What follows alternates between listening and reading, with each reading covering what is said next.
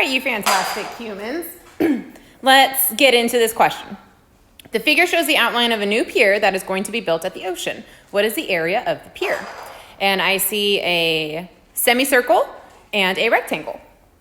All right, so since I'm going to be finding the area of these two things, I'm going to pull out both shapes. So I'm finding the area of a circle, which is going to be pi r squared.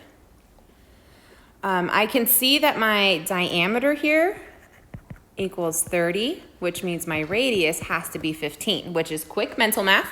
We should be able to cut 30 in half because we always cut our diameter in half to find our radius. And since we're finding area, we need our radius. All right, let's go ahead and plug that in. So instead of writing pi, I write 3.14. And instead of writing r squared, I am putting down 15 squared. Now, honors kids, you should know what 15 squared is mentally because you should know what the square root of 225 is, 15. All the on-level kiddos, let's go ahead and work it out because I don't think y'all have that memorized. So 5 times 5 is 25, carry the 2, 1 times 5 is 5, plus 2 is 7, 0 placeholder, 5 times 1 and 1 times 1. Add it up and we get 225. So now I'm doing 3.14 times 225. Again, this is the area for the entire circle. I am dealing with a half circle, so I am going to need to divide once I'm done with all this multiplication. So let's go ahead and multiply 3.14 times 225. Okay, 4 times 5, 27. 3 times 5, 15. 0 placeholder.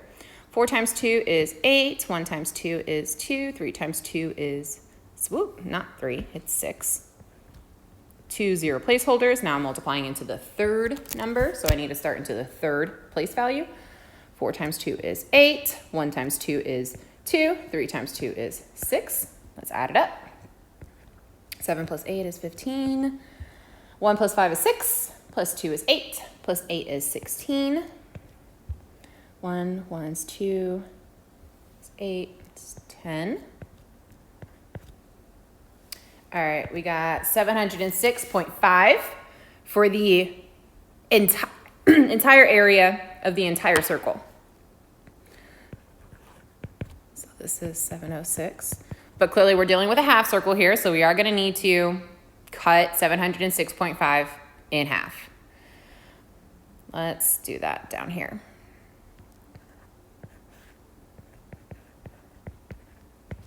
Pull my decimal up. All right, 2 can go into 7 3 times. Remainder 1. 2 can go into 10 5 times. Remainder 0. 2 can go into 6 3 times. Remainder 0. 2 can go into 5 2 times. Remainder 1. 2 can go into 10 5 times. All right, so the area of just my half circle, that was a lot of work for just one shape, right?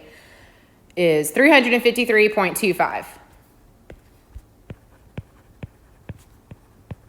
I'm going to highlight that. Clearly, if I don't have a highlighter, I would just, star it or box it or something, just so I don't lose that number, because I know that that is the area of my half circle. Now I'm going to find the area of my rectangle, which honestly is mental math. It's not going to be this difficult. So the area of a rectangle is length times width, and in this case, we have 30 times 60. I say this is going to be simple because it's mental math. I know 3 times 6 is 18, and there's 2 zeros there, so I'm going to put 2 zeros at the end of my number. So 30 times 60 is 1,800. And that is the area of my rectangle. So now I'm going to add those two guys together, making sure to have all my numbers in the right place value. So I'm going to put a 0.0 here just so I can align my 353 up properly. Because we all know at the end of every whole number, there is an invisible decimal there. All right, let's go ahead and add. Pull down my decimal. 8 plus 3 is what, 11? All right, I got 2,153.25, which looks like the answer, choice A. So that should have been your answer here. Now, we know B could not have been the answer because that is way too small. I mean, that's just the area of the semicircle, right? And then C is just the area of the rectangle. D, I'm willing to believe that If you chose answer choice D, it's because you forgot to split your circle in half. All right, there you go, guys.